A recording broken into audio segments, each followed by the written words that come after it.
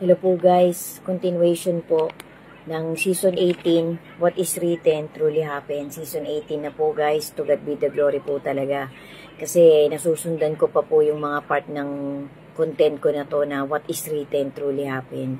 Kasi guys, lagi po talaga nating ipagpasalamat sa ating Creator na tayo'y buhay pa at malakas. Kasi kahit hindi po natin gustuhin, tayo na po talaga yung last generation ng humanity. Talagang karamihan po sa mga tao sa panahong ito, masasaksihan po talaga yung Great Tribulation. So guys, maging prepared po tayo. Lagi ko pong itinatawid, lagi ko pong pinipilit i-share sa abot ng aking makakaya bago matapos o sa umpisa ng content ko, ng bawat content ko. Isinishare ko po palagi, isinasama ko po palagi, ini-include ko po palagi sa mga content ko na be prepared po guys, kasi nalalapit na po talaga. Wala pong kahit sino pa ang makakapag-predict ng totoo, ng eksaktong araw ng pagbabalik, ng ultimate na pagbabalik ng Bigatin San. Kasi yan po talagang para po yung isang magnanakaw. Guys, gusto ko lang pong iklaro na lahat po ng binibitawan ko din pong salita, lahat po yan talaga nanggaling sa Holy Scripture. Lahat po yan nanggaling sa mga dokumentaryong pinanood ko. Pati po yung mga life motivation, similarly po galing sa Holy Scripture. Pati po yung life motivation ko, pati po yung pag-share ko ng sarili kong buhay. Kasi dapat po talaga tayo, sikapin po natin na yung mga life lesson natin, kahit papano itawid natin sa kapwa-tao natin para po kapulutan ng aral. Kasi pangit din po yung parang nagmamalinis tayo. Masyado tayo nagpapaka-perfecto. Sino po bang perfecto? Wala po, yung mag-ama lang po. Ang ating God the Father at ang kanyang Bigatin San. Sila lang po ang perfecto. Kahit anong banal pa po ng mga pastor o kung sino mang santa o santo, lahat po yan nagkasala. Lahat po tayo ay prone to make mistakes. Lahat po tayo may flaws. Lahat po tayo may shortcomings. Lahat po tayo nagiging marumi every now and then. Kasi nandito pa po tayo sa mundong ito na punong-puno ng kasalanan. Kaya nga po lagi po nating ipanalangin, lagi po nating isamo sa ating Panginoon.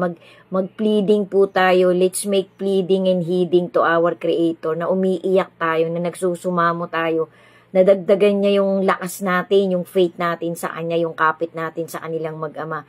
Kasi yung pong kapit natin na yan po yung matibay na pundasyon para magpatuloy-tuloy tayo, para maging matibay pa tayo sa buhay na napaka-fragile na hinihiram natin sa ating Panginoon. Yan po ay totoo. So guys, ang context po ng content ko na to, na Season 18, What is Written Truly Happen, POV din po to, life lesson, life motivation. Tungkol po ito sa facts. 8 facts po na kinuha din po nung gumawa ng content na to, ng video na to, galing din po sa Holy Scripture. Ang ganda po ng sinabi nung documentary na to, nung nagsalita nito. Kasi po to, it's about the true facts. Facts na facts po. Million times po na facts na totoo. Tungkol ito dun sa kalaban ng ating Panginoon. Sabi po, yung unang facts po, ito po, pakinggan nyo po guys, i-relate ko na po sa inyo. Sana po kahit papano magbigay po ito ng dagdag kaalaman, dagdag knowledge. Alam ko po, napanood nyo na rin to, dumaan na rin po to sa napakaraming, umikot na din po itong content na to sa iba-ibang platform. Gusto ko lang pong i-relate, gusto ko lang pong i-translate sa sarili kong pagpapaliwanag na talagang galing din po. Ito pong pagpapaliwanag ko na to, hinango ko rin po sa Holy Scripture. Tiningnan ko po yung mga verses na ibinigay ng content na to, ng video na to. Totoo po, nandun po, nakasulat po talaga sa Holy Scripture, sa love letter ng ating Creator sa humanity. Ang unang-una pong facts, Satan is God's opponent, not God's opposite. Hindi po siya kalibel. Napakataas po ng lamang ng ating Panginoon. Kasi si Satan po, yung pong kalaban ng ating Panginoon, yung wicked, siya po ay nilikha lang din. Nagkataon lang po na hindi pa nabawi ng Panginoon yung power niya. Magwawakas po yan. Dadating po sa ending ang power ng masama.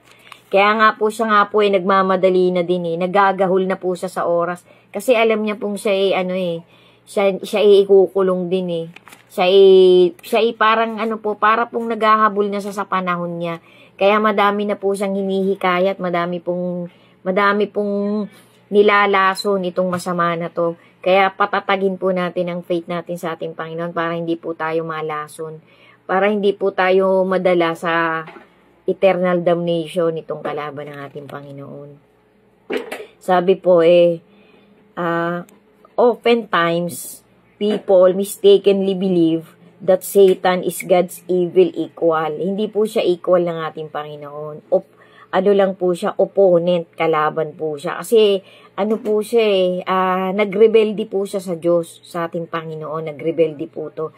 Kaya po siya napunta dito. Siya po ang hari dito sa mundo. Ito po ang kanyang kaharian na malapit na rin pong wakasan ng ating Creator. So, sabi pa po, Satan is not omnipresent. He can't be present every time, everywhere, at the same time. Along with that, he is not omnipotent. He does have power. May power po talaga tong wicked. He's truly powerful. Powerful din po siya, but he is not all powerful. Ibig sabihin, hindi po talaga sa pwedeng pumantay sa Panginoon. Yan po ang pinapangarap niya maging kapantay siya ng ating Creator paano po siya magiging kapantay? Nilikha lang din po siya. Kasi hindi po siya hindi po siya manliling lang Hindi po siya manlalalang, manliling lang siya, deceiver siya. Punong-puno ng lies ang buong pagkatao, ang buong wholeness nitong kalaban ng ating Creator. Puro lies po ang bumabalot sa kanya. So, sabi pa po dun sa content, he is not all powerful and there are limits to his power and ability. May limit po siya, hindi kagaya ng ating Creator na talagang infinite, walang limit. Tapos sabi pa po dun we should know that he is not omniscient. He may know a lot, but he does not know everything. Kaya nga po hindi po alam ni Taning yung thoughts natin Kapag ibinuka lang po ng bibig natin, saan niya po malalaman? Hindi niya po kayang basahin ang utak natin. Ang Panginoon lang po ang nakakakita ng utak at puso natin. Yung pong masama, hindi.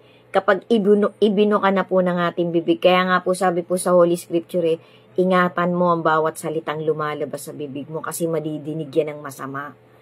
Dapat po laging positibo. Kasi kapag ka nagpaka-negatibo ka, bubulungan ka ng bubulungan para mabuyo ka. Para totoong mapunta ka dun sa negative. Yun po ang pagkakaintindi ko sa isang dokumentary na nakasulat din po sa Holy Scripture. Tapos sabi pa po he does not know everything. He is not equivalent with God. As God would say it, remember the former things. Yung sinabi po ng Panginoon nung unang-una pa. Those of long ago, I am God and there is no other. I am God and there is no like me. Sabi po yan ng ating Panginoon, walang katulad, nag-iisa lang po ang Panginoon. Pasyalan niyo po yung Isaiah 46, verse 9 hanggang 10. Sundan nyo pa po guys. So yan po yung first pack tungkol dun sa kalaban ng ating Panginoon. Thank you po for watching. Sana po nakapaghatid ako talaga sa inyo sa bawat part ng maliit na motivation ng life lesson. Sundan nyo pa po, may karugtong pa po. 8 po itong mga facts tungkol talaga dun sa masama na nasa Holy Scripture din po. To God be the glory po. Thank you po for watching.